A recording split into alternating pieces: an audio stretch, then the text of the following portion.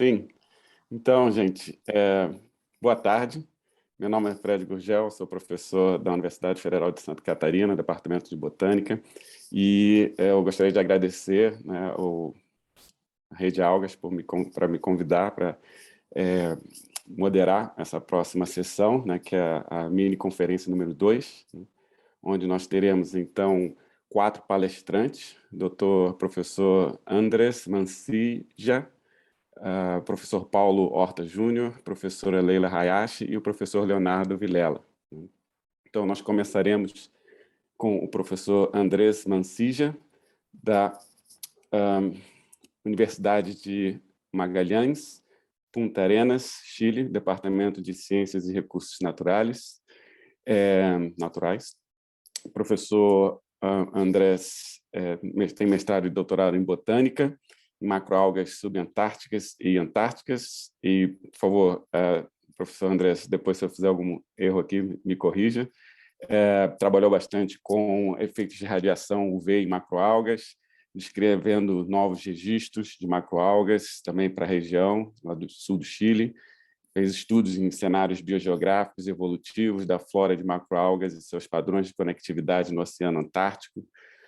Trabalha com radiação adaptativa da flora marinha subantártica e antártica, incluindo as primeiras descrições de gradientes latitudinais entre Magalhães, as ilhas Shetland do Sul e o Círculo Antártico, com abordagens ecofisiológicas e moleculares.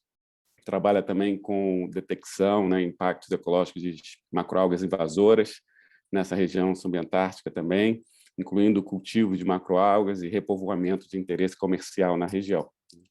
Então, sem mais delongas, eu deixo aí, então, abro a palavra para o professor Andrés Mansilla, que vai, então, falar sobre macroalgas subantárticas e antárticas, fonte de alimento saudável, biomedicina e transferência para a sociedade. Então, com vocês, professor Andrés, a palavra é sua.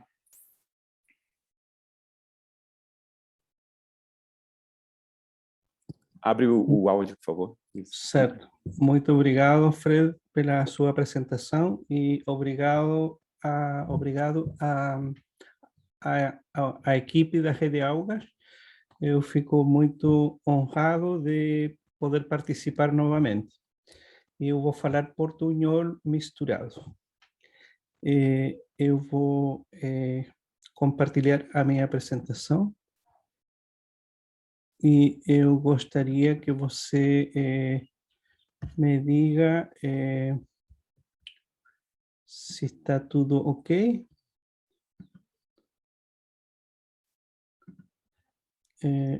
Não sei se está todo Perfeito. mundo... Tá ok. E também se você pode me interromper quando esteja faltando uns 5 minutos, porque senão eu vou me estender e eu não gostaria de Sim, fazer 5 isso. minutos eu falo. Então, eu quero agradecer a todos os que estão presentes e os que não estão também. Eu me sinto muito parte o time de ficologia brasileira. Estudei lá todos os estudos da pós-graduação, então para mim é sempre uma alegria participar. Gostaria que tivesse sido presencial, mas pela pandemia isto já é um grande esforço de vocês para não descontinuar este excelente evento. Então, a apresentação de hoje tem que ver com uma outra parte da nossa pesquisa, certo, que estamos realizando já faz tempo. Em relação com as algas, tem muitos involucrados, tem também colegas do Brasil que têm colaborado conosco durante muito tempo, e vou falar da alimentação saudável, dos usos das algas como alimento direto, mas também como poderia ser utilizado na biomedicina e a importância da transferência do conhecimento que nós desenvolvemos para a sociedade.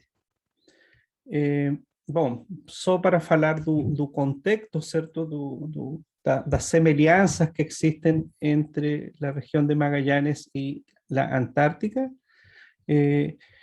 e as diferenças também, certo, produto da corriente circumpolar, que cada vez es menos difícil de atravessar até pelas mudanças globais, e, portanto, existen especies endémicas en Magallanes y también en Antártica, mas también existen muchas especies que ocurren de un lado y de otro. Eso es efectivo para macroalgas, mas tem outros, certo, que não precisam atravessar as correntes porque voam, por exemplo, os albatros, e outros precisam de meios que facilitam essa distribuição. Por exemplo, os invertebrados muitas vezes usam as algas, certo, como rafting para cruzar e põem em risco a biodiversidade desses lugares que até agora são bastante pouco intervenidos antropicamente. Mas temos exemplos, né, de rafting e de distribuição de organismos que têm atravessado para a Antártica, já seja utilizando Durbilia antártica ou Macrocystis pirífera. Bastantes estudos, né? E existem barreiras que são atravessadas e existem também fenômenos de dispersão de longa distância quando são ajudados, por exemplo, pelas algas, pelos kelp, principalmente, que agora num trabalho que fizemos com Paulo, né, nós encontramos também populações de Macrocystis pirífera até o sul do Brasil. Os casos de estudos que nós temos tanto na Antártica como na região de Magallanes são bastantes, são algas que vivem na região de Magallanes y otras que viven en ambos lados, tanto en Antártica como en Magallanes. No solo estudiamos algas en nuestro laboratorio, también otros organismos y cada vez diversificamos más porque los estudiantes van preferindo estudar organismos asociados a las algas. Yo acho que todas as linhas são importantes porque ajudam a entender melhor o que ocorre nestes lugares. En macroalgas temos algumas áreas novas que estamos estudando, por exemplo, o novo Parque Marino Islas Diego Ramírez Paso Drake, é novo parque marino que tem ao redor de 150.000 quilômetros quadrados para a conservação do fundo marinho e dá uma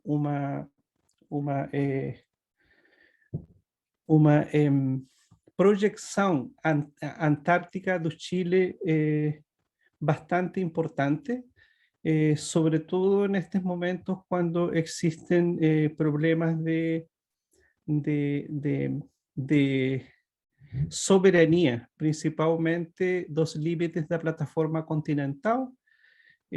Esses parques e a conservação do fundo marinho ajuda, certo, a definir determinados limites baseados na ciência e isso é muito mais fácil e com menos briga. Então, aí nós mostramos, certo, as algas da costa do Chile, também as macroalgas da costa de Magallanes e as da Antártica e também as macroalgas do parque, que é parque recentemente criado, que eu lhe falei, que fica no Mar de Drake e que é muito importante como laboratório natural, sobretudo nos cenários de mudanças globais. Aqui também nós mostramos semelhanças e diferenças entre as macroalgas que estão na Shetland do Sul, em Magallanes, em Diego Ramírez, nas Islas Falkland, etc. Também aproveitamos de estudar os efeitos das mudanças globais nas algas calcárias. Aqui vemos algum branqueamento na fotografia na A, vemos un branqueamento de algas coralinas incrustantes no círculo polar, algumas coisas que também nós trabalhamos em conjunto com vários colegas. O trabalho que nós desenvolvemos cada verão, né? Nas expedições que continuamos, apesar do Covid, continuamos fazendo. A mesma coisa temos feito com os moluscos, tanto de Magallanes como das ilhas subantárticas e Antártica, e as associações que existem também em relação às algas calcárias. Este é um projeto que eu já tinha lhe falado em 2 simpósios anteriores da Rede Algas, que é os efeitos do retrocesso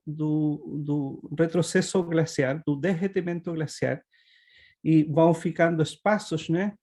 E esses espaços são colonizados por uma nova biodiversidade de espécies, mas também as descargas de água doce são importantes nas espécies, na ecofisiologia das espécies que aí ocorrem. Então, nós temos objetos de estudo, estamos trabalhando com algumas espécies e abordamos a parte ecológica, a biodiversidade, a distribuição, e também a ecofisiologia e a genômica, para ver processos adaptativos que ocorren en esos lugares donde existe retroceso glaciar y una abundante descarga de agua doce, principalmente en los periodos de primavera y verano. Aquí una fotografía donde nos mostramos los sitios de estudio y donde tenemos cierto mayor retroceso glaciar y mayor descarga de agua doce. Otros, ¿cierto? No tanto, y otros que no tienen influencia. Y eso nos estudiamos en una gradiente bastante extensa entre Punta Arenas, la región de Magallanes, Canal de las Montañas, ¿cierto? Es un lugar donde tiene esos glaciares, más también no Canal de Beagle y la Antártica. Como já tenho falado em outras ocasiões, certo, a região subantártica Antártica é hoje considerado um laboratório natural. Existem, no Chile foram definidos, faz pouco tempo, laboratórios naturais que são importantes por diferentes motivos. No norte do Chile, por exemplo, existe um laboratório natural para os estudos astronômicos e existen alrededor de 7 laboratórios naturais e a região subantártica e Antártica foi considerada um laboratório natural e as espécies que ali ocorrem, sentinelas de câmbio climático. Então, essas espécies, ao ser estudadas, nos permitem entregar informações para entender melhor o que está acontecendo, já seja com os incrementos de água doce nos glaciares, na acidificação, na fenologia, no caso das algas, e definir sítios de estudo de longo prazo para fazer medições contínuas ao longo do tempo, porque é a única forma que nós temos de comparar se existe ou não o que está acontecendo. Então, para isso, nós definimos determinadas especies, pues no podemos estudiar todas, estudamos algunas que tienen que ver con los ecosistemas terrestres, dulceacuícolas y marinos.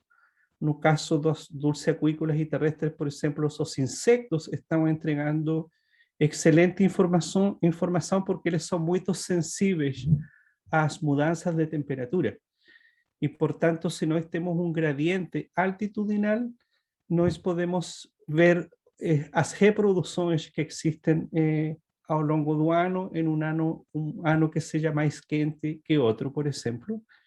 E esses gradientes altitudinais nós podemos comparar, devido à nossa localização, podemos comparar com a Península Antártica. porque proporcionalmente es más ou menos a mesma distância. Então, é bastante importante trabalhar nessa região de Magalhães, que agora tem sido considerada um laboratório natural para estudar o câmbio climático, as mudanças climáticas e as mudanças globais em geral. Aqui tenho os dados, certo, de a diversidade de macroalgas, que é bastante menor que a brasileira, e o importante é o endemismo que existe em Magallanes e o rol que desempenham os kelp, por exemplo, na biodiversidade que existe nesse lugar. Falando de alimentação, entrando, né, na área, nos lagos andinos, certo, está a referência dos sitios arqueológicos mais antigos do mundo, e nesses sítios arqueológicos foram encontrados restos, trozos, fragmentos de algas que podem ter sido utilizados como alimento. Não existe certeza disso, mas existem espécies que até agora são comestíveis, que são utilizados na alimentação direta, como por exemplo, pórfira, unórine e a Durbilia antártica, que é uma alga parda, que é bastante utilizada no Chile, na alimentação até hoje. Aqui vemos o tamanho das algas. Aqui estávamos fazendo um estudo da ecologia e distribuição dos bosques de kelp. Esse é um navio. Nessa ocasião tivemos a possibilidade, a sorte de que nos acompanhou a professora Mutué, e aí ela está carregando uma lesônia, uma alga lesônia que hoje em dia é considerada uma alga bastante importante na biomedicina, pelas concentrações elevadas de fucoidanos. Esses trabalhos já estão publicados. Quem quiser pode me escrever, né? E eu posso enviar. Estão também no ResearchGate, portanto, eu não vou me detener a essas coisas específicas. Do lado, certo, onde diz diabetes, tem uma alga bastante conhecida no mundo, Gigartina scottbergi.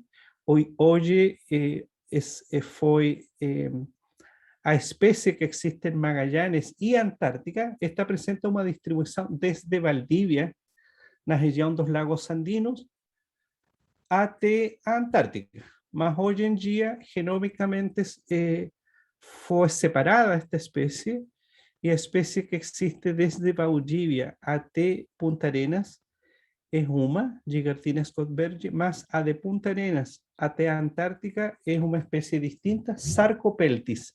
Chama-se Sarcopeltis, e é uma espécie que é uma evidência de como as espécies subantárticas e antárticas têm se adaptado ao longo dos anos, produtos de processos de estresse, por exemplo, os processos de glaciações, os grandes processos de enfriamiento que ocurrieron en Magallanes permitieron que estas especies debieron adaptarse y evolucionar en paralelo, y por tanto hoy en día estas especies están potenciadas en términos de ácidos grasos, por ejemplo, o en términos de ácidos grasos o de carotenoides y antioxidantes para resistir al estrés del frío, de la luz, y por tanto son bastante importantes en la biomedicina, pero más también en la alimentación.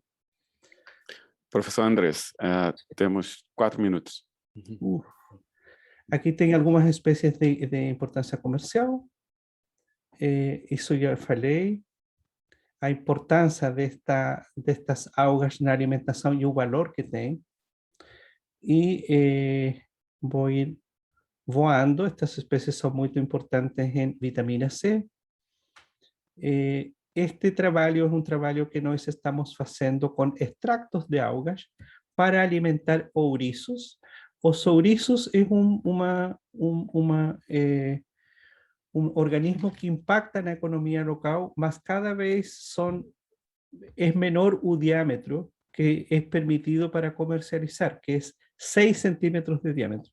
As empresas falam que cada vez são menores e, portanto, têm dificuldades. Então, o que nós fizemos neste projeto é alimentar semillas, ouriços bebê, com alimentos com base em macroalgas. Obtivemos muito bons resultados e estamos trabalhando com a transferência com os pescadores artesanais e as empresas, mas também trabalhando com o gado ovino, ovelhas, e também fazendo outros estudos na biomedicina, principalmente en células cancerígenas de mama y de vejiga, y en el caso de la gigantina, estudiando los efectos de los extractos en la diabetes, porque tenemos conocimiento de una enzima que podría ralentizar el ingreso de azúcar a la sangre. Por tanto, las algas son muy importantes en la alimentación, por lo que ya les expliqué. Este foi o trabalho que eu estou falando do alimento extruído para farinha de macroalgas para o desenvolvimento dos ouriços, os trabalhos que nós fizemos no campo, e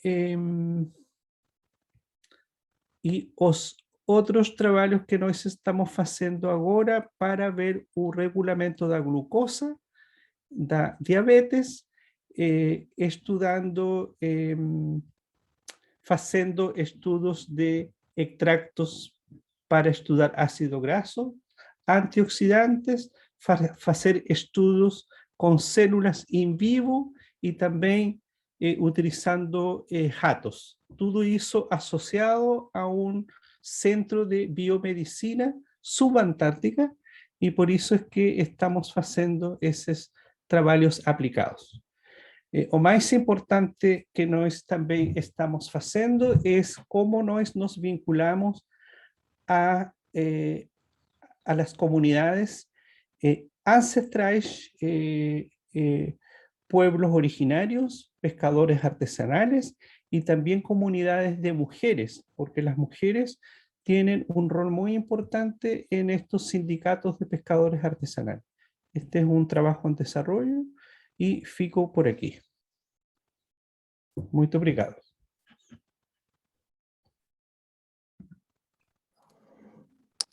Obrigado, professor Andrés. Parabéns aí pela palestra, bem interessante conhecer o que está acontecendo no Chile, no seu laboratório. Então, sem mais delongas, até mesmo para a gente ter tempo no final para as perguntas, né, a gente passa, então, para o professor Paulo Horta, da UFSC, lá meu conterrâneo, né, do Departamento de Botânica, de Laboratório. Então, o professor Paulo Horta tem bacharelado e doutorado pela Universidade de São Paulo, fez pós-doutorado na Universidade de Plymouth, na Inglaterra, depois outro pós-doutorado na Universidade de Algarve, em Portugal.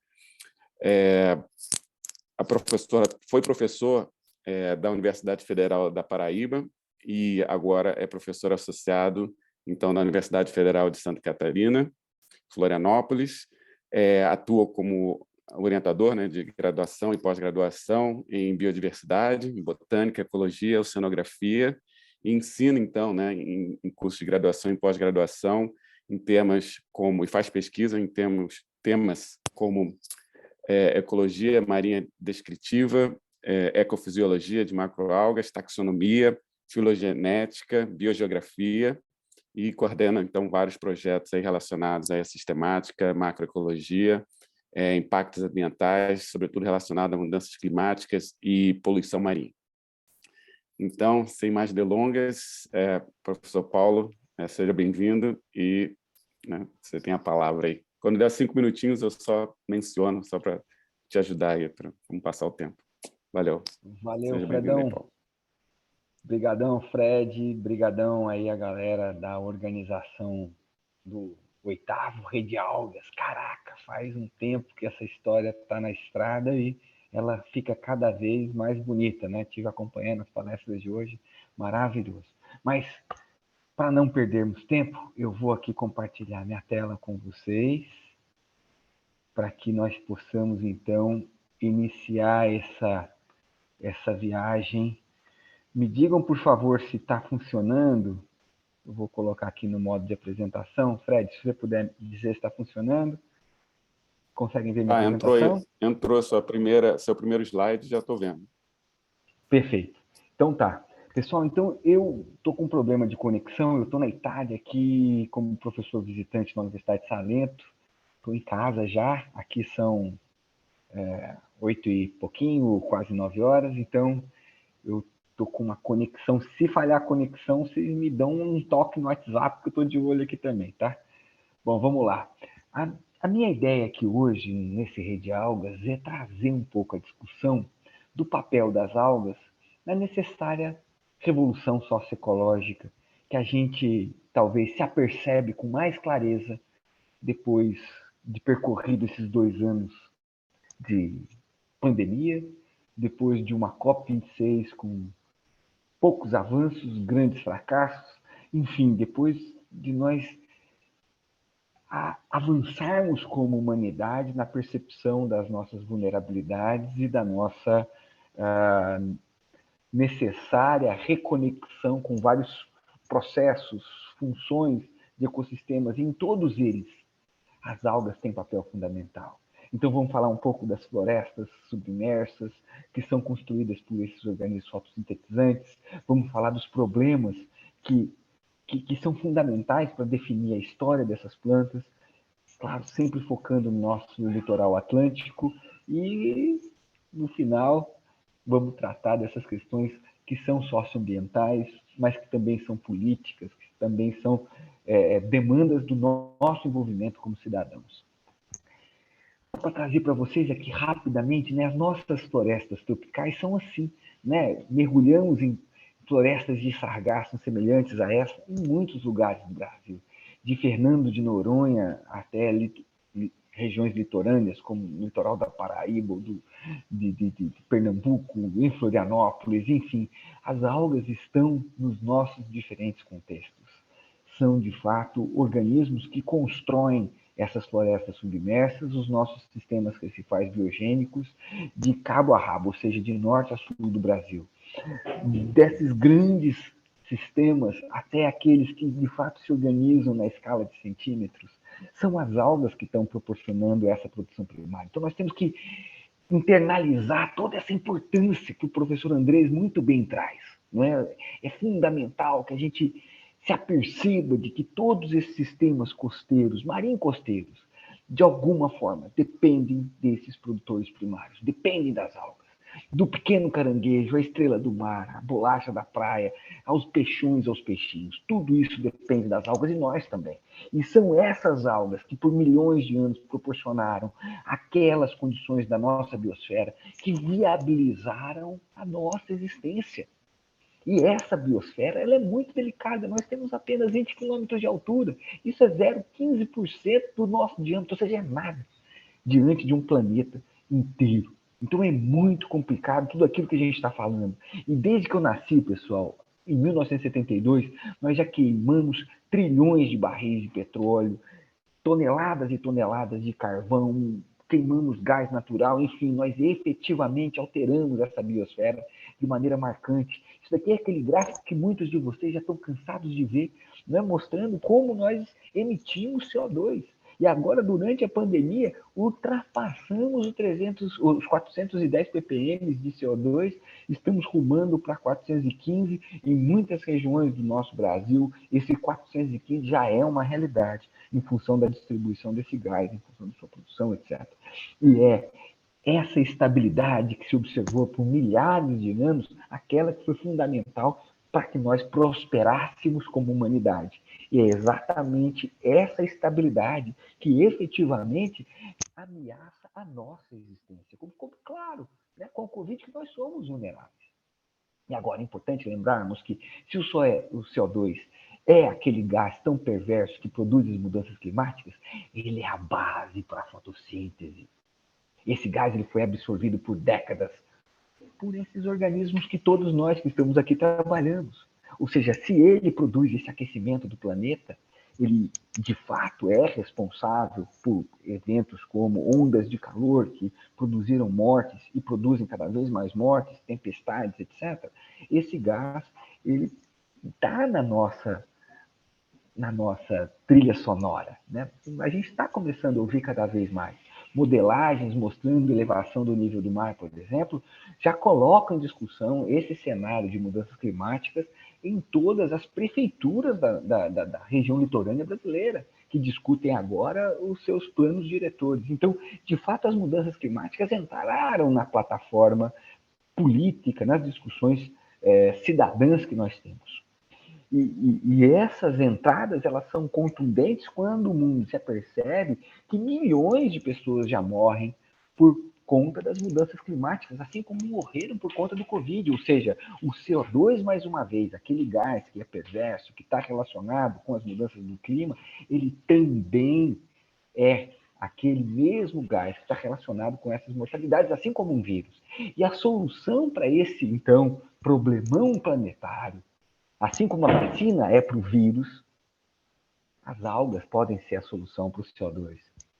A gente ouve falar muito, né, de acidificação do oceano, esse CO2, e ele de fato é um problemão, proporcionando a acidificação. Ele vai alterar toda essa dinâmica das algas e o seu funcionamento biogeoquímico, o metabolismo dessas plantas, alterando, por exemplo, a possibilidade que elas têm de fazer a fotossíntese, mas altera também a disponibilidade de uma série de substâncias dentro dessas algas, aumentando a disponibilidade de iodo, por exemplo, como recentemente publicado nesse trabalho que está citado aqui. Mas metais pesados, tudo isso acaba ficando mais biodisponível à medida que esse pH fica cada vez mais ácido com o aumento das concentrações do dióxido de carbono na nossa atmosfera. Isso tudo nos coloca num contexto de não só olhar para as algas como um elemento de diálogo com esse contexto moderno, mas também como um elemento de muita preocupação, porque é aquele metabolismo, né, que nós muito trabalhamos para conhecer, está mudando. Né? Vi hoje de manhã as palestras aí da Letícia, a Rosana, do Levi, por exemplo, né, que trabalharam com o potencial biotecnológico dessas plantas, e nós temos que considerar que isso tudo está mudando e nós precisamos colocar essas plantas, de fato, num contexto continuado de produção de conhecimento. Se nós temos, portanto, todos esses processos colocando, né, os ambientes, os diferentes grupos de organismos em elevado risco de impacto, como nós vemos aqui, ó, tudo púrpura, tudo roxo, não é? A gente tem que considerar que a gente precisa alimentar as nossas ferramentas de mitigação, que estão aqui do outro lado, pensando nesse gráfico aqui do grupo do Gattuso, e de adaptação, para que nós possamos, de fato dialogar com as nossas necessidades de produção de respostas para a sociedade e para a nossa biodiversidade. E quando a gente olha para esse contexto, é importantíssimo nós, primeiro, né, como o professor Andrés muito bem disse, nos aproximarmos dos povos tradicionais. Porque se a cultura ocidental produziu todo esse caos que a gente vem observando crescer no nosso contexto litorâneo, especialmente, com cidades cada vez maiores, com escoamento de superfície cada vez mais comprometedor, com poluentes dos mais diferentes, com cidades cada vez mais abarrotadas de frotas de carros que, além de contribuírem para o aumento dos gases de efeito estufa, também aumentam a toxicidade do escoamento. Então, tudo isso compõe esse contexto daquilo que nós temos chamado de capital oceano, para resguardar os povos originários, aqueles povos que ainda não se submetem a esse contexto de relação com os sistemas naturais.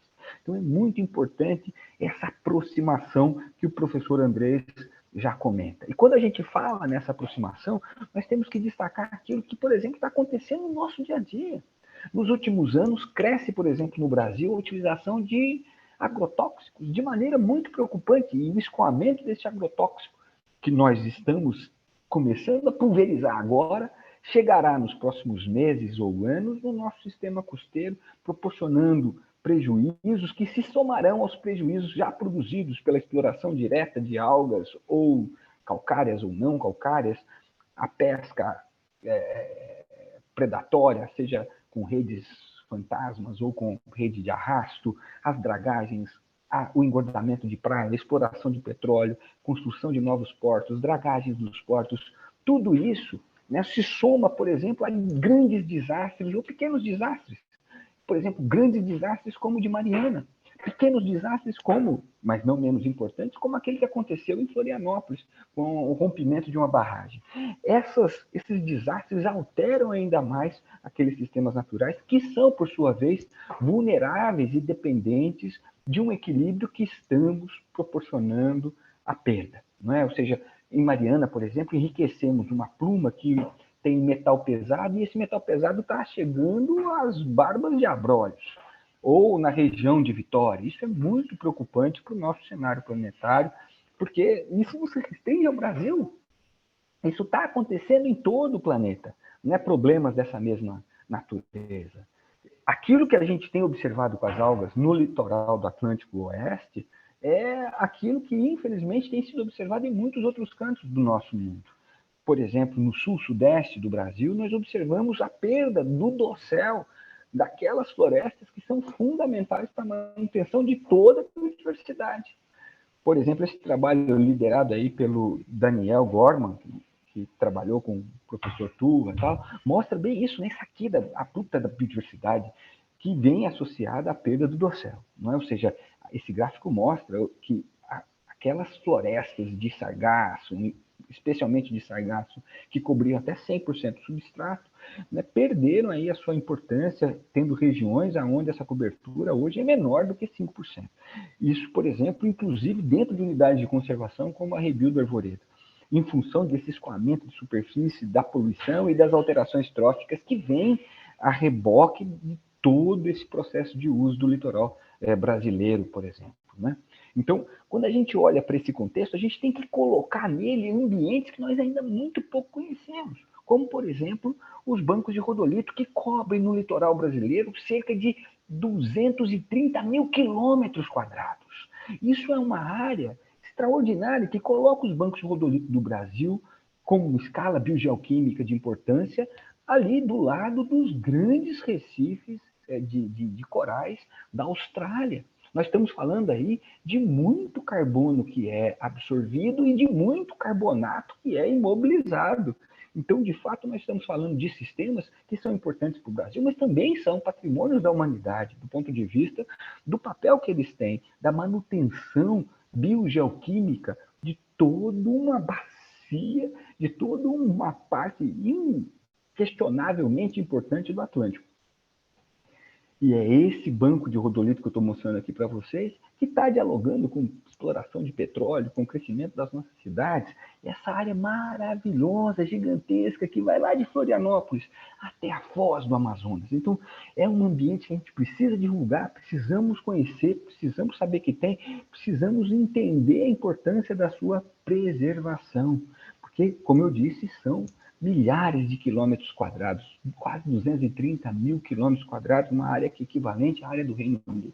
Então, de fato, esse sistema que nós temos mostrado em trabalhos diversos é muito vulnerável. Por exemplo, quando nós combinamos condições de aquecimento com a poluição costeira, simulada aí com a adição de nutrientes, nós vamos observar que esses sistemas eles perdem a capacidade de conter o carbonato. Ou seja, eles começam a liberar carbonato, eles perdem carbonato para o ambiente e começam a liberar carbono também para a atmosfera. Ou seja, um ambiente que é sequestrador de carbono e imobilizador de carbonato, ou seja, ele sequestra um banco de rodolitos com cerca de 100 quilômetros quadrados, ele vai sequestrar cerca de 579 quilogramas por dia de carbono, e imobilizar 997 quilogramas por dia de carbonato. Se a gente polui e aquece, qual que está acontecendo do ponto de vista das mudanças planetárias, ele vai liberar 400 quilos de carbonato por dia e cerca de 600 quilos de carbono por dia, retroalimentando as mudanças climáticas e proporcionando ainda mais problemas do ponto de vista do nosso planeta. Agora, esse planeta, as algas desse planeta estão respondendo. É o que está acontecendo com o sargaço. Por exemplo, no Atlântico Central, né, por mudanças das correntes, o sargaço natans e fluitans atravessou o Equador, chegou então, portanto, na corrente sul-equatorial e a partir de 2010, 2012, começa a se alimentar do escoamento de superfície da bacia do Amazonas e do Tocantins. Bacias essas que drenam boa parte da produção agrícola brasileira e de todo o problema relacionado ao desmatamento e ao uso de fertilizantes de forma desmedida. E esse problemão está cada vez mais claro que não é um problema só do Brasil. Ou seja, a floração de sargaço não impacta apenas a costa norte do Brasil ou Fernando de Noronha, como aconteceu em 2015. É um problemão que está acontecendo e está impactando toda a região caribenha, produzindo prejuízos que é difícil até de quantificar. Nós temos acompanhado essa questão, discutido com governos franceses, mexicanos, enfim, diferentes países, e para que a gente pudesse proporcionar soluções conjuntas, concatenadas, para esse problema, de fato, problema econômico e ambiental, porque essas florações de algas, como acontece com o sargaço, quando chega em regiões rasas, mata todo o sistema recifal, com todos os prejuízos biológicos e sociais e econômicos que isso pode representar. Então, se nós pegarmos esse problemão, né, e olharmos ele numa perspectiva integrada, onde o governo, na verdade, respeita o papel dos seus estados com letra maiúscula, nós podemos utilizar todos esses problemas e proporcionar soluções. O sargaço, por exemplo, pode representar uma forma de capturar carbono. E se nós manejarmos muito bem essas florações, efetivamente domesticarmos tudo isso e anulando seus impactos, podemos, por exemplo, absorver tanto carbono quanto o carbono está presente na biomassa sob o substrato, em manguezais, em bancos de gramas marinhas ou em marismas. Então, de fato, nós estamos falando, como nós podemos ver nessa última linha aqui, dessa tabela do trabalho da Lidiane Gouveia, que foi publicado no passado. E a gente está falando de uma grande quantidade, pessoal. Graças a esse processo de enriquecimento de ferro, fosfato e nitrogênio, como nós mostramos nessa modelagem aqui, que é uma modelagem que usa um pouco de inteligência artificial, mas é algo que corrobora muito as amostragens que foram feitas por diferentes grupos daquele material que vive flutuando, usando satélite ou amostragem direta. Tal. Então, de fato, são dados robustos que mostram que o sargaço representa um elemento que nos dá a esperança de que aquilo que está acontecendo pode ser também inspirador de mudanças de postura. Então, fazendo uma breve síntese, nós temos como consequência desses usos desmedidos dos nossos territórios, né, poluição por diferentes produtos, né? Nós estamos falando desde metais pesados até alterações na erosão que vão aumentar a turbidez. Isso tudo vai proporcionar como consequência a explosão populacional de algas que podem produzir toxinas, por exemplo. Então, tudo isso precisa entrar na conta das pressões antrópicas, que são aqueles elementos que são os condutores de grandes fontes de poluição. Os efeitos sobre a comunidade vão desde alterações... Tá legal, Fred? Tá bom. Desde alterações na comunidade até as perdas genéticas e as perdas biotecnológicas que estão relacionadas. E tudo isso se sobrepõe em camadas, né, pessoal? Ou seja, o impacto da pesca se sobrepõe com o impacto do escoamento de superfície, e isso com relação à acidificação do oceano, com a relação ao aquecimento, acaba compondo esse grande mapa de impactos, esse grande mapa de ameaças a essa biodiversidade que nós temos nas algas, sim, condição de responder. Se a gente considerar que tudo isso é parte de uma saúde única e introduzir nessa discussão elementos novos de economia, considerando que nós precisamos ter nesse justiça social, mas que represente ou que considere e que respeite o selo externo, né, dos limites dos ecossistemas, a capacidade de suporte desses ecossistemas ou desses territórios, aí sim a gente consegue produzir um espaço de desenvolvimento ou de prosperar, de desenvolvimento que seja justo para a humanidade. E tudo isso, sem dúvida nenhuma, as algas podem ser solução, elas podem ser o freio necessário para essa caravana que parece estar desgovernada rumo ao abismo, então que a gente vê no Brasil, no mundo hoje. Não é? Aqui, eu estou na Itália agora, e aqui na Itália não é diferente. Então, todos esses problemas relacionados ao uso do solo, até a poluição química, tudo isso as algas podem ajudar a resolver. E a gente vai se inspirar nas histórias dos passados. O professor Andrés vive num país onde os povos há mais de 12 mil anos usam algas. E se nós olharmos para os bons experimentos que nós tivemos, por exemplo, no Ceará ou no Nordeste do Brasil, e mesmo em Santa Catarina com a professora Leila, gente, a gente consegue fazer uma maricultura potente, que possa satisfazer não só as necessidades sociais, econômicas, mas também ambientais. E se nós integrarmos isso aos princípios de biorefinaria, eu não tenho dúvida que nós vamos construir economias mais robustas que sejam socialmente justas. Esse daqui é um experimento simples que o professor Leonardo está fazendo aqui, inspirado em sistemas recifais pelo professor Aden, lá do Smithsonian. Gente, essas algas absorvem tudo quanto é poluente, elas filtram a água, produzem oxigênio, absorvem o dióxido de carbono e produzem uma biomassa extraordinária. Se nós aprimorarmos essas técnicas, como a gente tem feito com os alunos, nossa, o crescimento aumenta muito. O crescimento aumenta muito, o rendimento aumenta muito, a gente pode modular compostos e a gente pode efetivamente aumentar a escala e começar a responder aos problemas globais.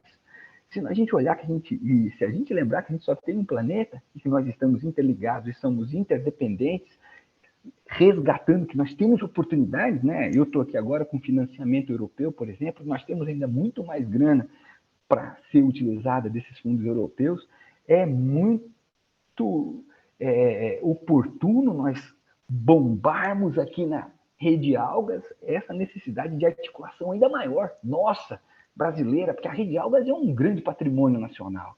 E juntos a gente pode, por exemplo, contribuir para uma ação global, para um projeto como esse, 100 anos. Em 100 anos nós podemos descontaminar as regiões costeiras que têm excesso de nutrientes, promovendo o cultivo de algas articulado com biorefinaria, com biotecnologia, com ecologia, monitoramento, tudo isso. E a gente tem financiamento, ou seja, com 2,3 trilhões de dólares por ano, isso é possível. Parece muito dinheiro a priori, mas não é, pessoal.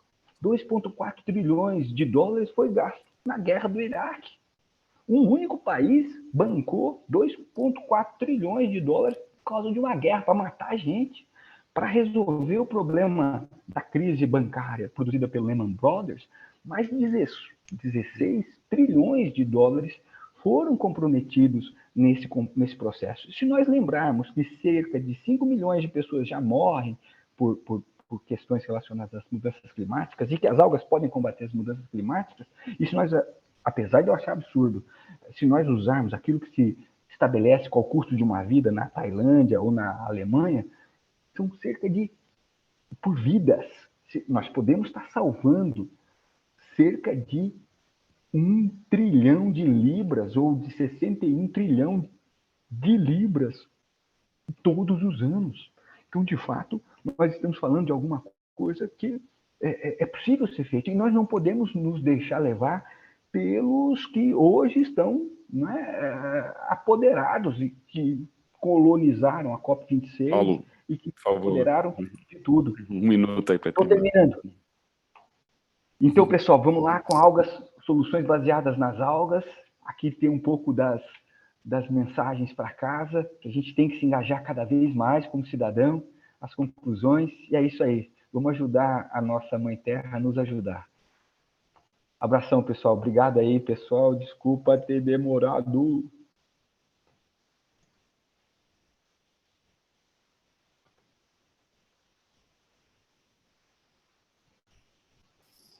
Obrigado, Paulo. Parabéns aí pela palestra. Tenho certeza que vai ter várias perguntas.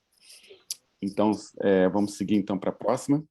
A professora Leila Hayashi, desculpa. A professora Leila Hayashi é lá da Santa Catarina, Universidade Federal de Santa Catarina, no Departamento de Aquicultura. Tem graduação em Ciências Biológicas pela Universidade Estadual Paulista Júlio de Mesquita Filho, mestrado em Botânica pela Universidade de São Paulo e doutorado também pela Universidade de São Paulo. Atualmente, ela é professora associada ao Departamento de Aquicultura e coordenadora do Programa de Pós-Graduação em Aquicultura, lá da UFSC. Trabalha com cultivo de macroalgas marinhas, geração de novas tecnologias de cultivo e aplicabilidade das macroalgas e seus extratos. Então, a professora Leila, a palavra é sua. Obrigada, Fred. É um grande prazer estar de volta aqui no Rede Algas. Fazia um tempo que eu não estava aqui. Eu preciso que o Paulo descompartilhe a tela dele para eu poder compartilhar a minha. E vou tentar manter essa empolgação do Paulo. É difícil, né? Com o Paulo Horta depois dessa empolgação, mas vamos tentar fazer o possível aqui. Paulo? Aí, obrigada. Fred, só me dá uma ajuda se... Ok. Deixa eu pôr a apresentação aqui. Tá compartilhando, né? Sim. Ok, obrigada. Bom, pessoal, então, como eu disse para vocês, é um grande prazer estar aqui. Eu estou me sentindo voltando para casa. O 8º Rede Algas, como o Paulo disse, foi uma grande surpresa quando ouvi isso, na verdade, porque eu participei dos primeiros Rede Algas, mas por conta da burocracia aí da universidade, não consegui mais acompanhar. Mas, de qualquer maneira, estou aqui, agradeço muito o convite, à comissão organizadora, para contar um pouquinho da história, então, de uma das coisas que o Paulo falou que pode ajudar, né, o meio ambiente, que é o cultivo de macroalgas, em particular aqui em Santa Catarina, e os desafios que vai ser ter uma nova atividade aquícola. Bom, a macroalga em questão é a Capa-Ficus alvarezi. Para quem não conhece, é uma macroalga vermelha, embora a foto esteja verde.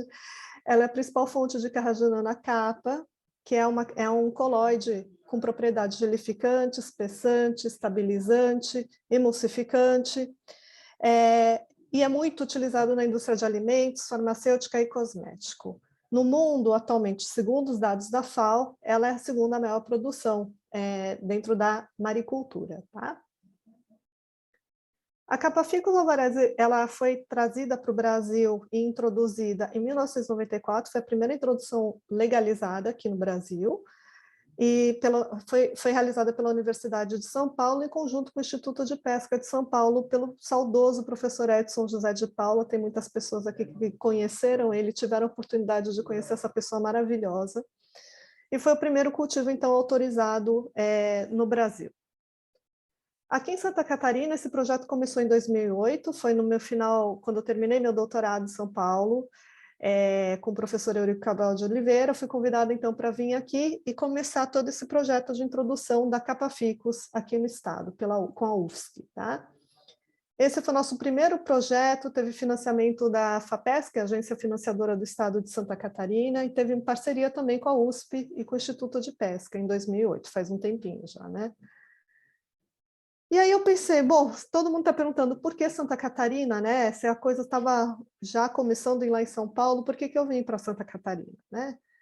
Santa Catarina hoje é o responsável por 98% da produção de moluscos bivalves do Brasil. Todas as fazendas marinhas organizadas e agora legalizadas estão aqui no estado. Então, se fosse para dar certo o cultivo da Capa-Ficus, teria que ser num estado que já tem esse perfil, para a gente começar a fazer um modelo que pudesse ser transplantado para outros estados do Brasil. Como que está a situação da produção de moluscos aqui no estado? Ela está oscilando ao longo do tempo, e principalmente, esses são os últimos dados, eu não tenho os dados mais recentes, mas com a pandemia provavelmente despencou esses números, né? É normal isso acontecer, mas até 2017 essa era a situação, com muitos altos e baixos, e ultimamente indo mais para o baixo do que para o alto. Qual que é as razões para isso ter acontecido? Bom, uma das principais razões é a insegurança jurídica. A maioria dos produtores, eles estavam informais dentro da água, ou seja, eles não tinham as licenças próprias para estarem desenvolvendo projetos aquícolas no estado. Isso foi resolvido a partir de 2003, na verdade, começou o Plano Local de Desenvolvimento de Maricultura, e hoje Santa Catarina é o único estado que tem o PLDM estabelecido com áreas aquícolas e parques aquícolas, tá? Isso quer dizer que agora os produtores estão formalizados e, inclusive, eles são capazes de pedir financiamento em bancos, por exemplo, para suas atividades.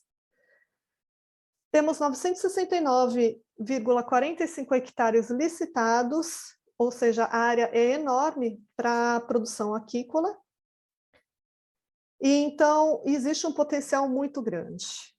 O segundo problema dessa flutuação toda é a disponibilidade de sementes de mexilhão, que hoje a dependência está exclusivamente em cima da UFSC. O Departamento de Aquicultura é o que fornece essas sementes para os produtores, né?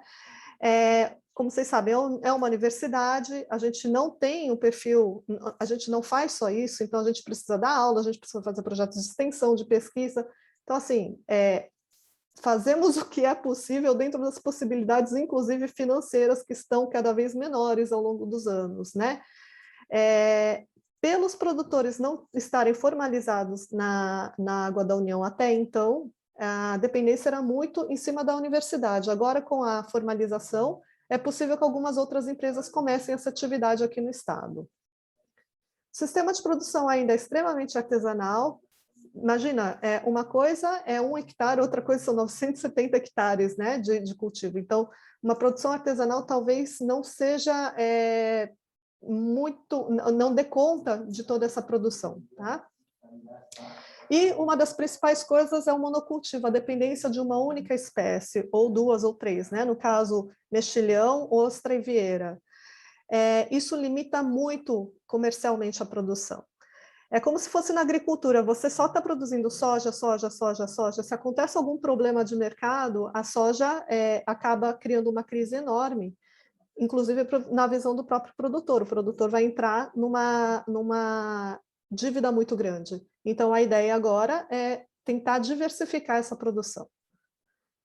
Eu vou concentrar, então, a justificativa do porquê trazer a Capa Ficus aqui no estado, nesses 2 principais motivos, tá? A Capa Ficus entra como uma alternativa porque ela pode minimizar a eutrofização. Tem muitas áreas hoje de produção de moluscos que elas estão impedidas de serem, onde a produção está sendo impedida de ser comercializada, porque a eutrofização é muito grande. Só para vocês terem uma ideia, Florianópolis, que é uma ilha, o Paulo ele mencionou até o acidente que teve na Lagoa da Conceição.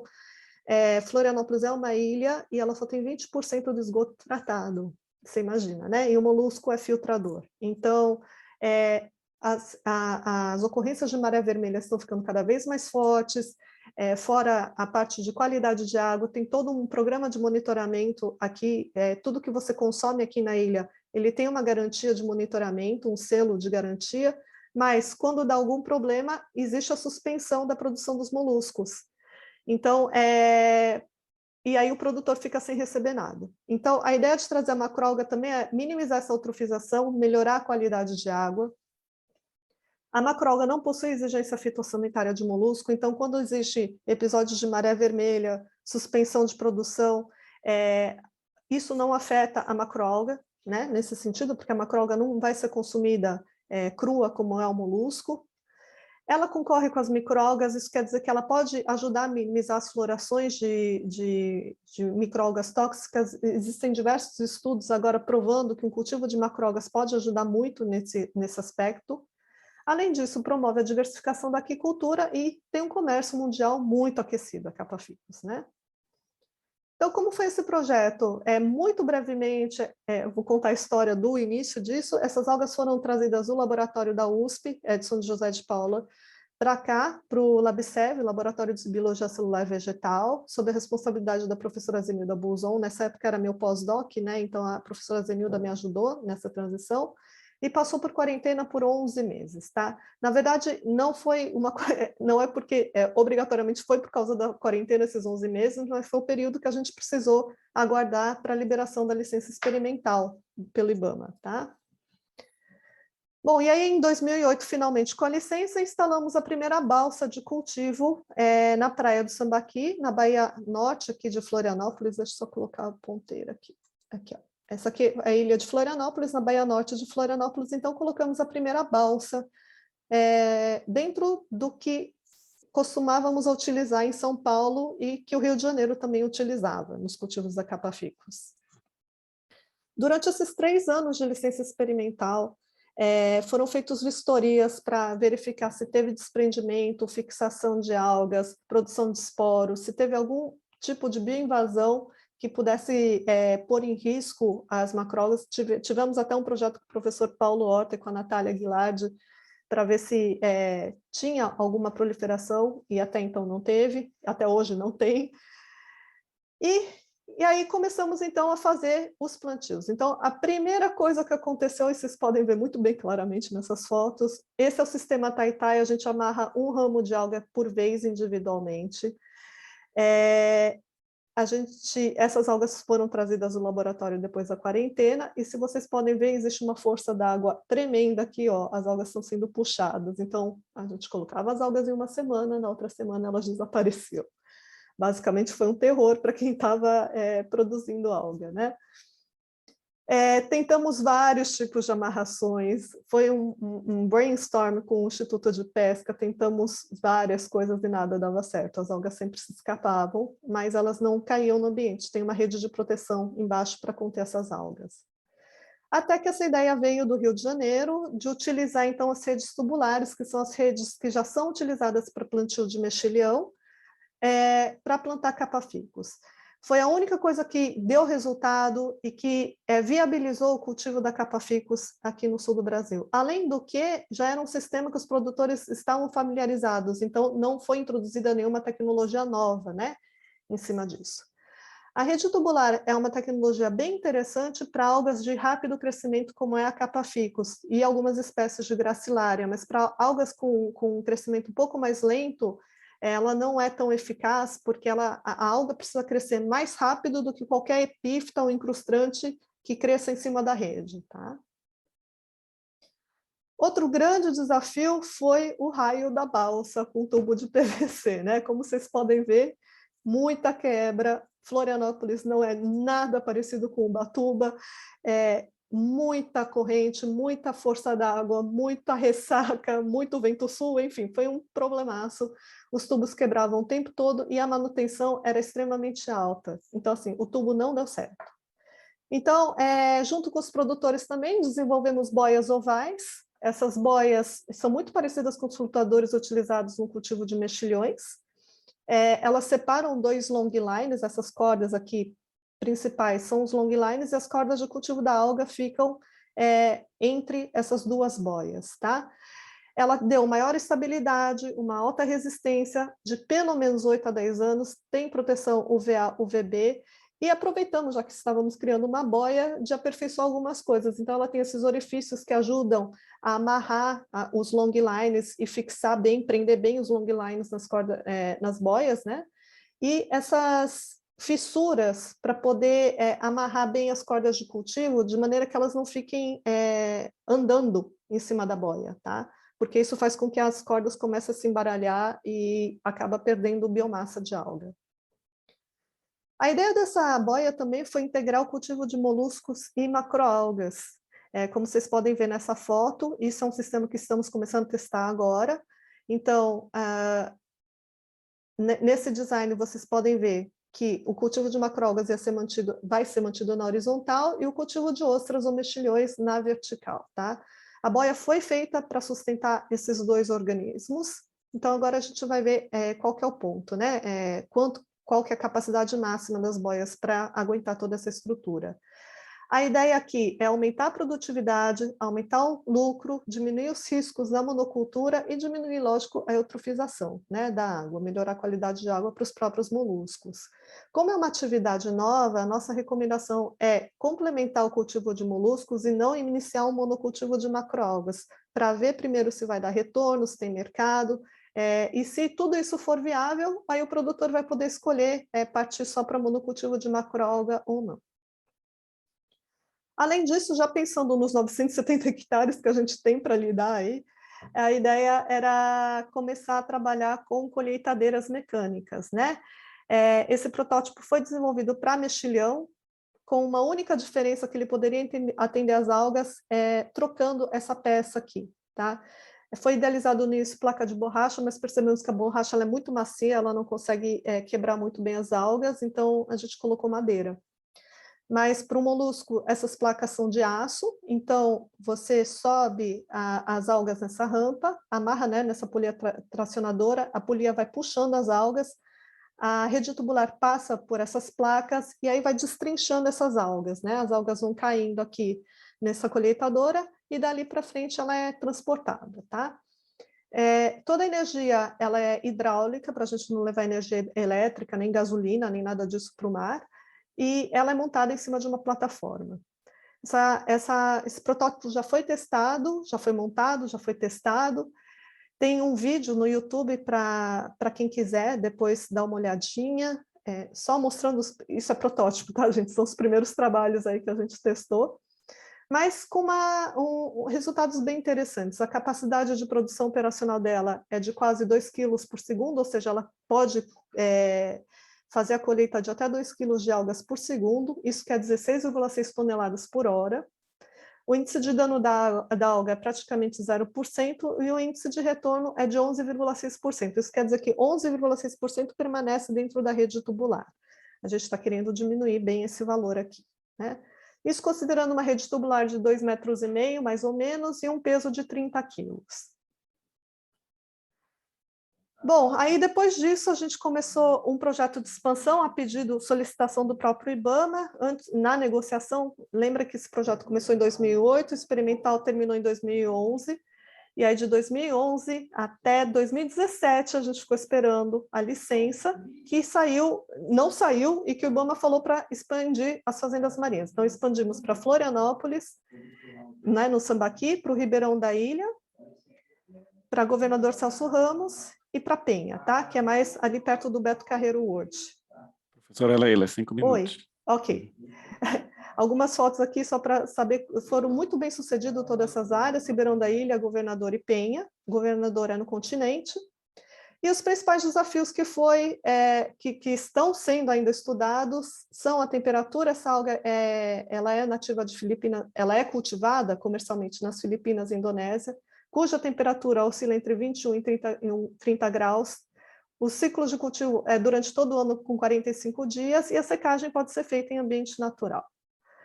Isso não acontece em Santa Catarina de jeito nenhum. Temperatura oscila de 16 graus a 30 graus Celsius, 40 às vezes no verão. O inverno é extremamente frio, impossibilitando o cultivo, e uma alta pluviosidade e umidade prejudica a secagem natural. Como é que tentamos resolver isso? Bom, esses são os primeiros estudos de manutenção dessas algas em sistema em tanques, enriquecido com efluentes de bioflocos do cultivo de camarões. Bioflocos é um sistema superintensivo e um efluente rico em nutrientes. Secadores, estamos testando agora, no momento, secadores agrícolas mesmo, mas a ideia com a engenharia mecânica da UFSC é fazer secadores mais baratos e acessíveis para os produtores. Então, esses são os nossos próximos passos.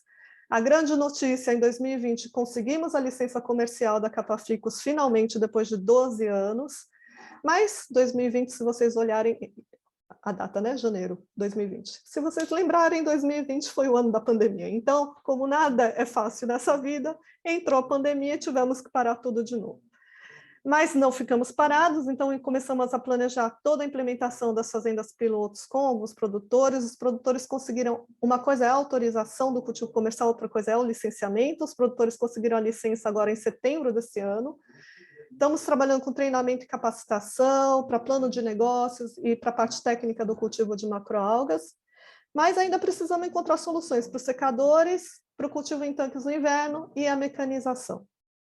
Queria agradecer a todo mundo que acreditou nesse projeto. Quem me conhece sabe como foi essa luta desde 2008, na verdade, desde o Edson, foi em 98. É um projeto de longuíssimo prazo, muitas vezes com vontade de desistir, mas com muita gente falando vamos em frente, vamos em frente. Então, queria agradecer aos órgãos financiadores e a todos que apoiaram esse projeto. E muito obrigada pela atenção. Deixa eu fechar aqui. Muito obrigado, professora Obrigada, Leila. Fred. Parabéns pela excelente palestra também. Obrigada. Tem várias perguntas aqui que eu estou listando para fazer no final. Então, nosso próximo palestrante, last but not least, professor Leonardo Vilela, do Instituto de Química da USP. Professor Leonardo é biomédico pela Universidade de Santo Amaro, mestre em biotecnologia pelo Programa de Pós-Graduação Interunidades em Biotecnologia da USP e também Instituto Butantan. Atualmente é especialista em cromatografia líquida e gasosa acoplada à espectrometria de massas do Laboratório de Biologia Molecular e Celular de Algas do Instituto de Química da USP, onde obteve seu doutorado, né, em bioquímica. Tem experiência na área de farmacologia e fisiologia, com ênfase em endocrinologia experimental e também com ênfase na área de bioquímica, como, por exemplo, purificação por HPLC, espectrometria de massa, ensaios enzimáticos e imunoenzimáticos. Hoje está focado em metaboloma, estresse oxidativo, utilizando aí a espectrometria de massa como ferramenta de pesquisa. Também é sócio fundador da startup Bioativos Naturais, empresa inovadora que desenvolve processos e fornece produtos por tecnologias de fluidos pressurizados, né, num contexto de biorefinaria holística. Então, professor Leonardo, a palavra é sua. Obrigado. Obrigado, eu que agradeço o convite. Eu acho que já faz muito tempo que eu participo do Rede Algas e essa é a primeira vez em que talvez eu consiga transmitir para vocês a parte a minha experiência mais empresarial, mais aplicada do que eu venho fazendo na minha empresa, fazendo também na USP, colaborando com o pessoal. Tá? Bom, então, basicamente, eu não vou dar nenhuma receita de bolo, mas eu vou apresentar para vocês algo que seja mais palpável. E eu vou tentar ser um pouco mais provocativo.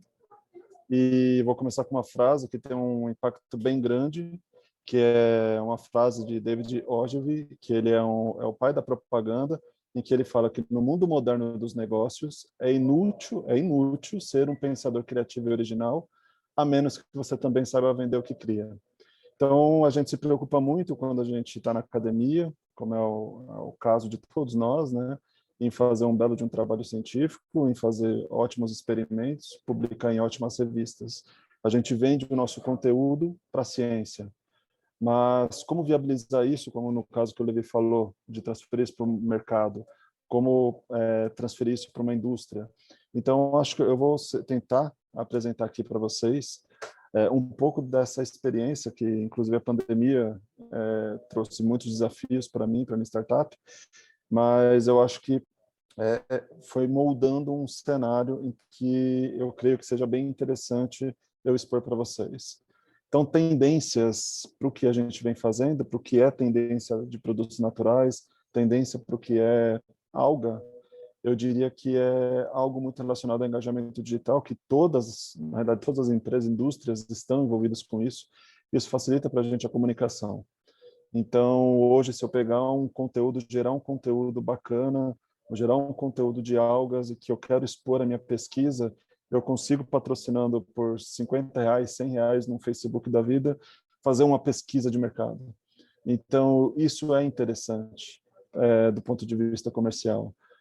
Do ponto de vista acadêmico, se a gente parar para pensar o fair trade, a gente está sempre falando de trabalhar com populações ribeirinhas, maricultoras, com o pessoal que está no campo, a gente quer que eles recebam mais pelo trabalho deles. Eu costumo dizer aí muito mais para quem trabalha, por exemplo, com floresta amazônica, produtos da Amazônia, o que eu costumo dizer para o pessoal é assim, vamos incentivar a população ribeirinha a cuidar bem da biodiversidade, a trazer para empresas que têm tecnologia, processar o material, conseguir alto valor no Brasil, não mandar um óleo bruto para o exterior, faz no Brasil esse produto melhor acabado e remunera melhor essa população. Pode ter certeza que eles vão se preocupar muito mais em preservar a floresta do que desmatar ela. Muito mais, se conseguir viabilizar isso, vai ser muito mais crível para quem está no poder, que é o que o Paulinho falou em algumas vezes, muito mais crível preservar a biodiversidade ao invés de buscar nióbio ou qualquer outro mineral que esteja embaixo da terra. né? E a mesma coisa acontece com as algas. As algas, se a gente conseguir preservar, se a gente conseguir recuperar campos de alga, como bancos de alga, como a Marcela tem tentado fazer junto com a Eliane, é algo muito interessante. E tudo isso está relacionado ao que? Atributos orgânicos também.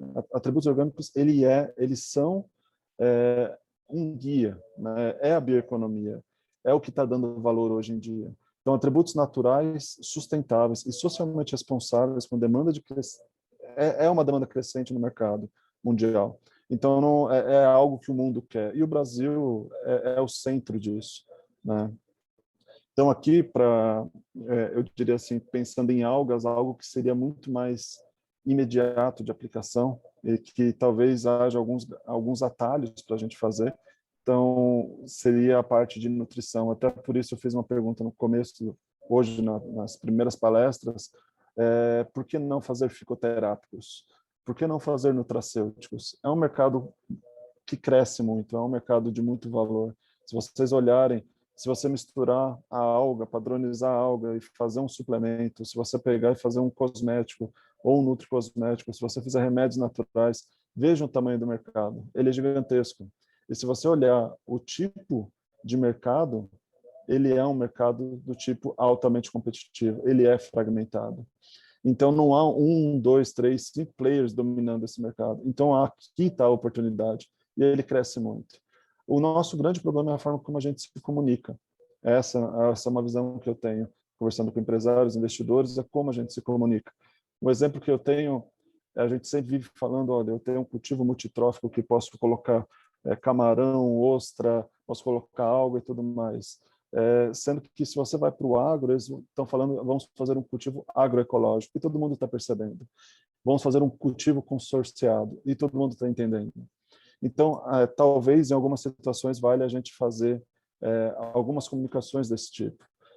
Obviamente não na parte científica, que existem os termos, mas fazer comunicações para o mercado, fazer comunicações para a sociedade, para ela entender melhor o que a gente tem de muitos termos técnicos, né? A Bioativos Group é a minha startup. Aqui é a estratégia de sustentabilidade que a gente bolou para a nossa empresa. Mas eu acho que isso daqui é totalmente factível para todos que querem trabalhar, aplicar os conceitos que aprendem na academia para o mercado. O propósito, creio que de todos, seja atuar com práticas sustentáveis em prol de uma economia circular e regenerativa e viabilizar ingredientes e produtos inovadores de alta performance aos nossos parceiros e comunidades. Parceiros e comunidades.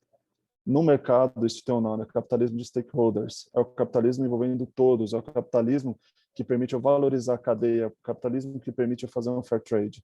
Então, isso permite eu atender muita coisa relacionada às ODS, né? Então, basicamente, um conceito que talvez nem todos saibam ainda, mas está na boca do povo que está no mercado financeiro, no mercado, enfim, onde está o dinheiro, que é o conceito de ESG, Environmental, Social and Governance. A gente tem algumas interpretações em relação ao nosso trabalho, ao que a gente tem feito, e creio que isso vai funcionar muito bem para todos que quiserem explorar isso. Gerenciamento eficiente de fontes naturais, zero rejeito e elevada eficiência energética. Tudo que a gente aproveitar, tudo que a gente conseguir produzir, pegar na matéria-prima no ambiente, no caso as macroalgas, eu consigo transformar ela em tudo. Então, antes de eu transformar ela em combustível, porque eu transformo ela em antioxidantes e o que sobrar eu transformo em combustível. Então, assim a gente vai trabalhando com a parte ambiental. A parte social, a gente pensa muito na população ribeirinha, na população de campo, mas também é quem está produzindo, também é quem está consumindo. Então, é a proteção tanto dos colaboradores, a proteção do meio ambiente, a proteção dos consumidores do produto. Isso é social. E a parte de governança hoje, nenhuma empresa vai conseguir chegar num nível de economicamente viável se não seguir essas ODS. Não precisa seguir todas, se bem que, na minha opinião, a alga, depois vou mostrar para vocês, ela consegue atingir todas as ODS que são colocadas, mas com isso, a gente atingindo isso, a gente consegue levar a monetização da biodiversidade, ter alta performance econômica, ambiental e social.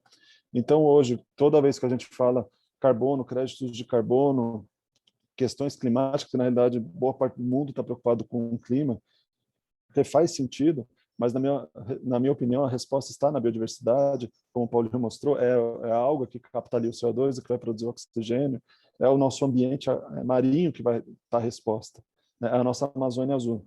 Então, é muito importante a gente observar esse padrão ESG e a gente começar a colocar nossas interpretações, nossas publicações mais de mídia, colocar esses conceitos e falar, ó, se eu produzir 1 tonelada de alga e ela consome tanto de CO2, então eu estou produzindo tantos créditos de carbono. Isso é uma coisa interessante, não é muito difícil de fazer, é uma coisa que vai tornar as nossas pesquisas muito mais aplicáveis. Isso daqui é um resultado do nosso último Rede Algas, uma bela e trabalhosa revisão que a gente fez aqui, contou com principalmente Miriam e Márcia Gremia trabalhando bastante forte, e Eliana Nakano, bem forte na pesquisa, no levantamento de informações. E aqui é uma interpretação que a gente fez do que a macroalga poderia se relacionar com o ambiente, com a parte bioeconômica. E aqui está, ela é um cultivo sustentável, ela é natural, então toda aquela tendência de naturalidade, ela está aqui. Ela permite o desenvolvimento econômico local, que a produção local está sendo muito mais valorizada hoje pelo mercado. Se a gente aplica extrações verdes, a gente consegue obter altos produtos, produtos de alto valor agregado, byproducts e co-products. Então, tudo vira produto, zero waste, esse é o nosso conceito, né? Se a gente consegue agregar isso daqui, a gente consegue fazer uma biorefinaria verde, um conceito de biorefinaria. Eu sou capaz de substituir tudo que é de produção petroquímica e eu desenvolvo a bioeconomia global. Então, as macroalgas, elas permitem competitividade, escalabilidade, uma produção anual. Então, se eu produzo a cada 15 dias um lote, uma safra, eu consigo produzir 7 safras no ano. O que em agro tem 7 safras no ano? E a créditos de carbono. Bom, e aqui eu já estou praticamente terminando a minha apresentação, tem mais alguns slides, mas a alga ela consegue erradicar a pobreza, porque se você valoriza a população ribeirinha com tecnologia que permite agregar valor no Brasil, eu consigo erradicar, pelo menos contribuir com a erradicação da pobreza. Se eu pego alga é alimento, alga é saúde e bem-estar, educação, se você é óbvio que você consegue com educação, a alga muitas vezes é um mecanismo de ensino, e isso a Eliane já mostrou muitas vezes para a gente em outros eventos. Igualdade de gênero, você não tem discriminação para poder trabalhar com algas, potabilidade de água, enfim, biorremediação, energia limpa e acessível, sem dúvida nenhuma, com a parte de biocombustíveis. Aqui sempre eu coloco a ressalva, biocombustível de alga para mim é um biocombustível que tem que ser a última etapa, depois de aproveitar tudo que tem alto valor agregado. A alga é bioeconomia, então não tem como não ter crescimento econômico trabalhando com alga. As indústrias, sem dúvida nenhuma, redução de desigualdades, mesma coisa. Ela permite uma sociedade umas cidades mais sustentáveis. Inclusive, existem mecanismos de você, assim como a plantação de algumas verduras leguminosas em cidades, em rooftops, em coisas do tipo, é possível fazer com algas também. Produção responsável sempre. Questão do CO2 com algas, a Amazônia, excelente tudo, mas as algas são a resposta para a captura de CO2. Vida na água, não há o que comentar, vida terrestre. O Jonas falou algumas coisas sobre hormônios que podem melhorar cultivos de plantações. E essa daqui é uma relação de governança, que também pode ser uma relação de empresas e a parte governamental, em que você consegue, com políticas adequadas, trazer justiça social e conseguir trazer o bem-estar social, que no final das contas é o que a gente precisa. Então, na minha opinião, essa é a minha avaliação sobre as algas. As algas, elas são as 17 ODS. E isso a gente tem que valorizar, e isso a gente tem que comunicar para também conseguir atrair mais do mercado para a gente. A base dos diferenciais, que aqui no caso eu coloquei da empresa, né, mas isso também pode ser extrapolado para as questões das algas, é o seguinte: hoje o mercado ele tem ingredientes tradicionais, ingredientes naturais, poucos ingredientes naturais ainda. Os tradicionais, eles são utilizados para dar cor, para ser conservante, para dar alguma atividade para dar aroma, para dar sabor. Então, se você vai para a parte de alimentação, se você vai para a parte de fármaco, se você vai para a parte cosmética, no geral é isso que eles estão buscando. E normalmente os ingredientes tradicionais, eles são sempre derivados de petróleo, eles são artificiais, eles são sintéticos, entretanto eles são as referências atuais.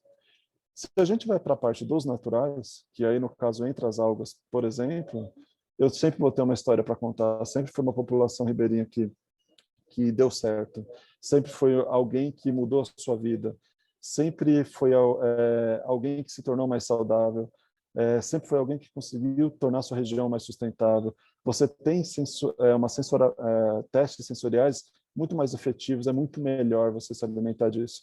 Quem não triturou alga, passou alga na mão, nossa, minha mão parece que ficou um pouco mais hidratada.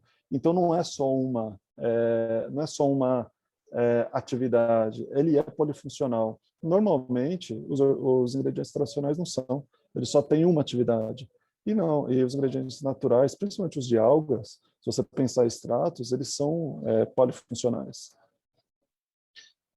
O que eu tenho aqui de destaque para vocês é uma coisa que eu aprendi com o tempo em relação à parte mais empresarial, é o seguinte: é preciso, assim como a gente tem os nossos métodos, os nossos protocolos, a preocupação em centrifugar, a temperatura certa, fazer tudo corretamente, toda vez que você leva isso para o mercado, quando você mostra que você tem um pipeline de inovação, uma disciplina para poder fazer a inovação do seu portfólio, do portfólio da sua empresa, você ganha pontos com o mercado. Então, esses são os passos que vocês podem procurar na internet com mais detalhamento, que chama Stage Gate Process. Esse é um dos que a gente utiliza, em que você vem da ideia, você trabalha com a formatação da ideia e você produz os protótipos. Isso daqui é o que a gente consegue fazer nos nossos laboratórios hoje de pesquisa. Depois a gente pode levar para o plant tests, que é testar na fabricação. Aí você precisa levar para o mercado. Aí você, depois que faz todo um planejamento, você leva para a auditoria do pós-lançamento. É bem trabalhoso, mas também há um método para desenvolver produtos. Então, isso é bem interessante. Eu acho que vale muito a pena a gente começar a desenvolver um pouco essa consciência empresarial, mesmo que não seja o foco das pessoas. As pessoas querem estar na academia, e tudo bem estar na academia, porque a academia é fundamental, mas isso talvez chame um pouco de atenção para aqueles financiamentos que o Levi comentou que valeria, que a gente conseguiria pegar, ou que o Paulinho disse há pouco, que consórcios europeus que se interessariam por isso, né? Então, foi mostrando isso que em 2017 foi a convite da ONU para a Alemanha mostrar o que eu vinha fazendo na minha startup. Então, há uma bioeconomia já em vigência, se bem que a gente está numa década em que a gente vai implantar ainda as coisas. A década agora de 2021 a 2030 é onde todas essas ODS de bioeconomia vai ser implantada. Professor Leonardo, 4 minutos, por favor. Tá bom. Eu tenho aqui as considerações finais. Basicamente, que é uma interpretação que eu tenho, que a gente consegue aqui no Brasil ter acesso à biodiversidade, uma cadeia de agregação de valor.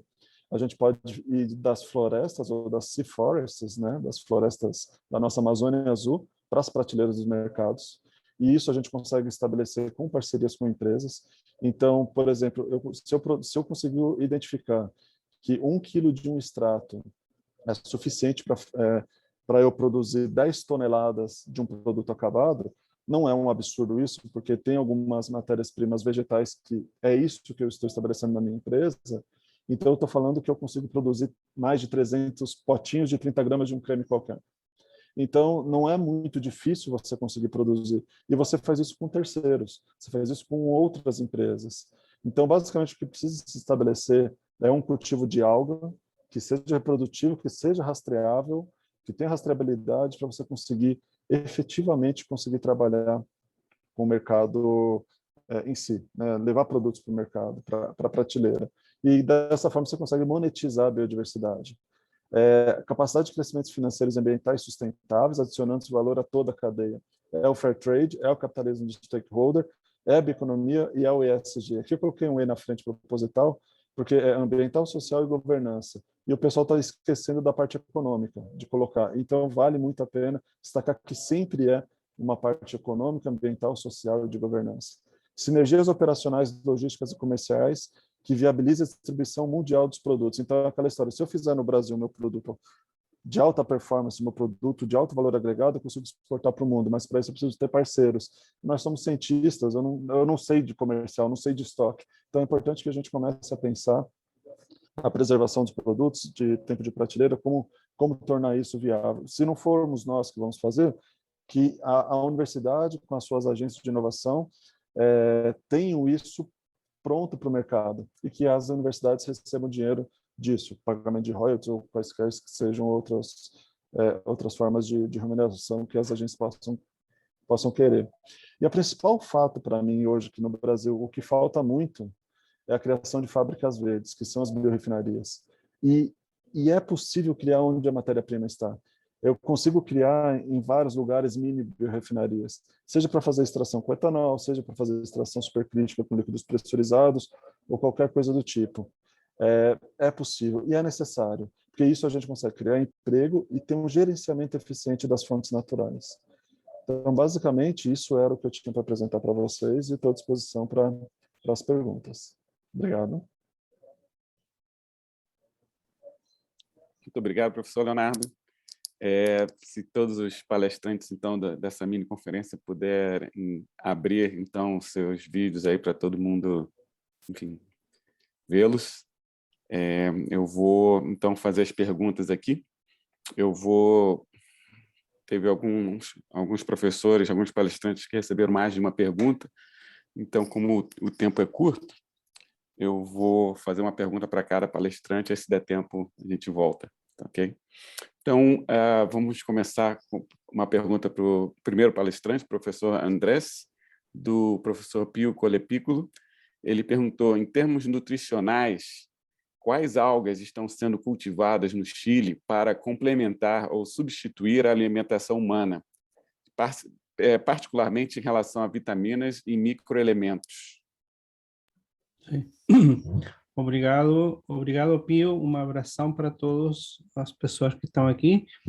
E nós estamos trabalhando em parceria com Cláudio Pereira, da Universidade de Pelotas, e temos dados de algas subantárticas. Incrivelmente, as algas subantárticas, pelo que eu falei, do estresse, do frio, da luz, tem conteúdo ou concentrações muito mais elevadas que as mesmas espécies do centro ou norte do Chile. Então, por exemplo, temos obtido agora ótimas concentrações, por exemplo, de vitamina D, que coincidentemente é déficit da população de Magallanes. A população de Magallanes tem problemas de saúde por causa da vitamina D. E tem muitas outras que agora eu não lembro, mas o importante é que nós acabamos de obter um financiamento muito grande em parceria com a Universidade de São Paulo, onde também participa Mutue como assessora desse projeto, e vamos ter a chance de continuar estudando estas espécies.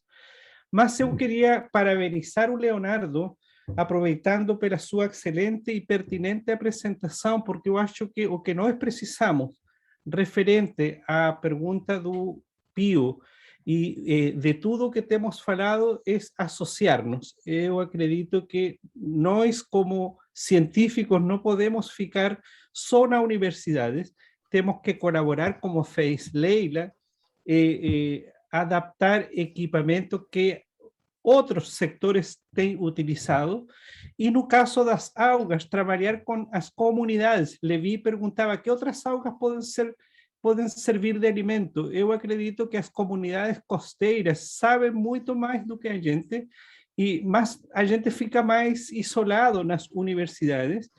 E, por exemplo, o trabalho que estamos fazendo com a diabetes, nós não podemos fazer tudo se não for em aliança, por exemplo, com os hospitais, Mas os médicos dos hospitais estão tão cheios de coisas na pandemia, etc., que precisam de pessoal, de estudantes das universidades para ajudarem a testar estes novos extractos, estes novos fármacos e diminuir também as brechas que a mesma sociedade tem com doenças que são prevalentes. Eu acho que é um círculo inteiro e que nós perdemos muito tempo, anos, certo, trabalhando sozinhos, como pesquisadores, sem a outra visão da empresa e de quem fazem, por exemplo, a comercialização, o procura no mercado, ou patentam esta informação. Eu acho que cada vez devemos trabalhar mais juntos e esta é uma ótima oportunidade de, por exemplo, o que fala Paulo, do sequestro do CO2. Eu acho que temos que fazer projetos internacionais de colaboração nestas áreas. Obrigado. Obrigado, professor. Fazer uma pergunta para a professora Leila, então, do Cícero Alves Lima Júnior. Existe alguma iniciativa para a seleção de novas variantes de capa-ficus no Brasil? Eu não sei exatamente o que ele está considerando como nova variante, mas o professor Edson fez um trabalho bem clássico aí, que ele conseguiu reproduzir pela primeira vez em laboratório uma geração de esporos da capa-ficus. Essas algas não se dão bem no mar de jeito nenhum. E, bom, seleção de linhagens a gente está fazendo o tempo todo em cultivo, tanto aqui quanto no Instituto de Pesca, a gente sempre está vendo quais são as linhagens que estão crescendo mais, são mais produtivas, isso assim, de uma maneira muito objetiva em termos de produção.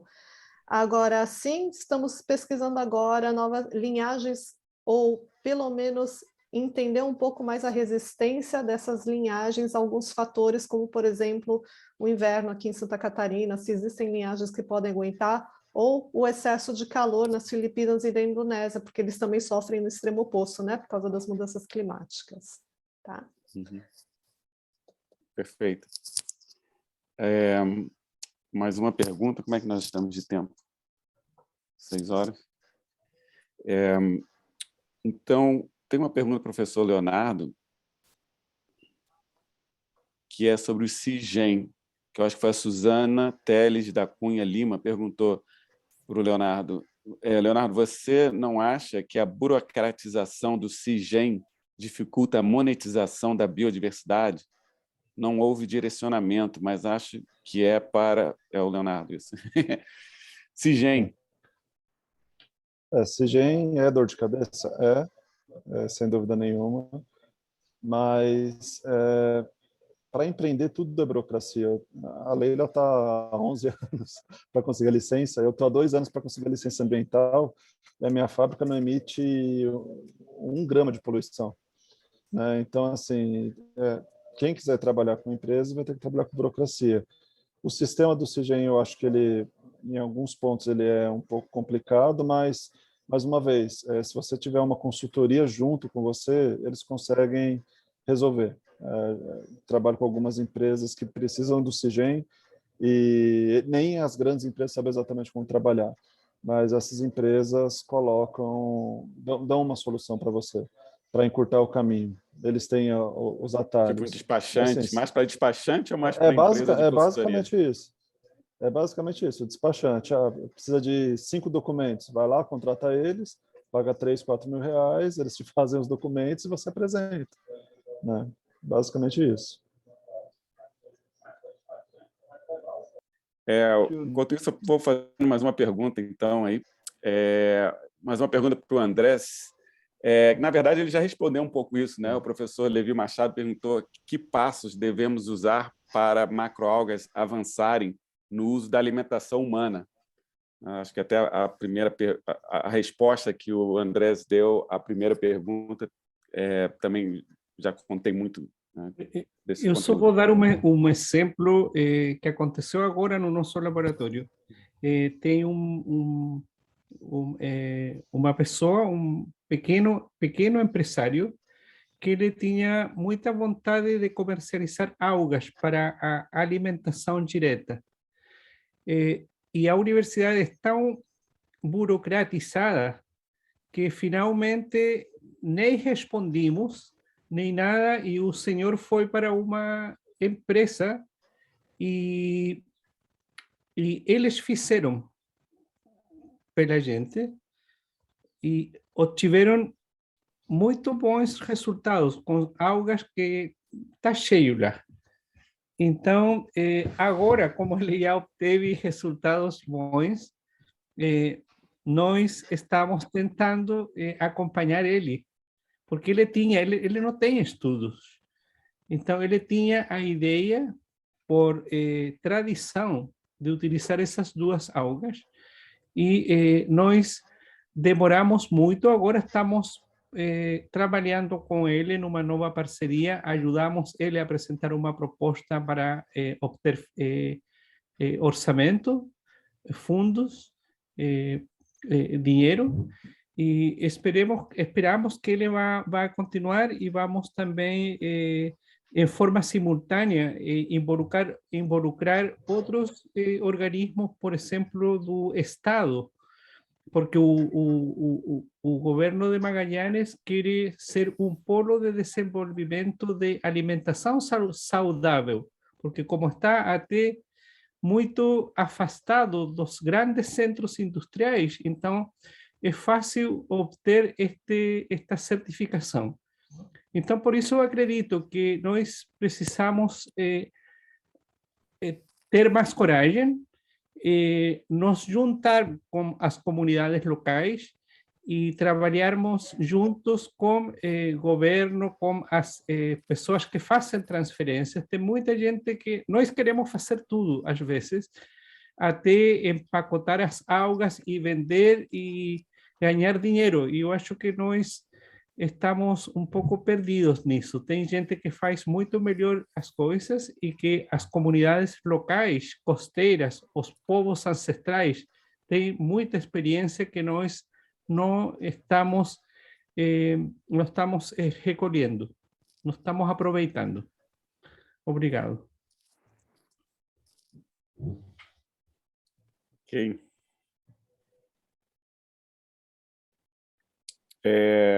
Mais uma pergunta, então, para a professora Leila. A Ana Lívia Ribeiro perguntou: existe alguma perspectiva para a liberação do cultivo de capa-ficus para outras regiões do Brasil que não sejam o Sul e o Sudeste?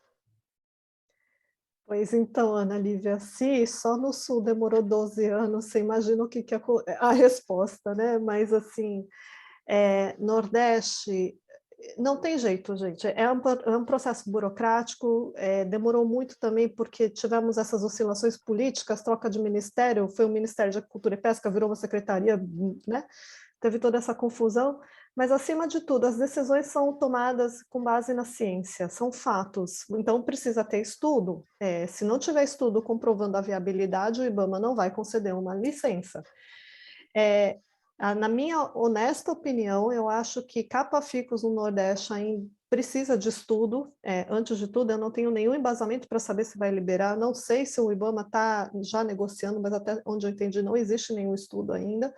E eu acho que o Nordeste pode e deve concentrar os esforços mais na gracilária. Existe a gracilária, existe um recurso que tem um potencial econômico muito grande, até para escalonar para uma produção comercial, antes de pensar em capa-ficus. As gracilárias aqui do sul do Brasil não crescem em biomassa como cresce no Nordeste. Então, antes de pensar em capa-ficus no Nordeste, eu pensaria um pouco mais em fortalecer aí e aumentar a produção da gracilária, tá?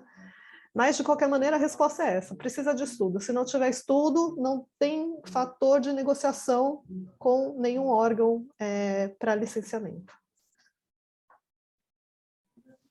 Perfeito. Então, gente, as perguntas foram essas. A não ser que alguém queira mandar mais alguma pergunta agora, de último momento. As que foram recebidas aqui pela organização do Congresso, eu já propus. Infelizmente, o professor Horta está com problema de conexão, né?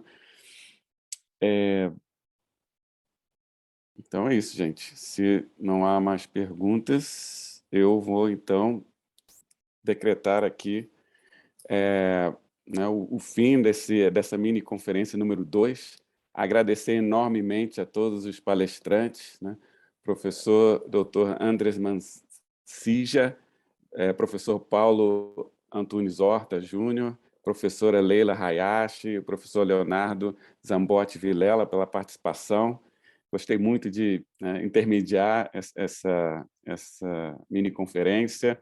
Agradecer mais uma vez a coordenação, né, a organização da Rede Algas pelo convite.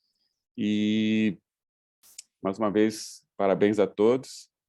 Passo a palavra, então, provavelmente para a doutora Eliane Marinho Soriano, né, e para a organização aí da Rede Algas, então, continuar com esse nosso encontro. Obrigado a todos.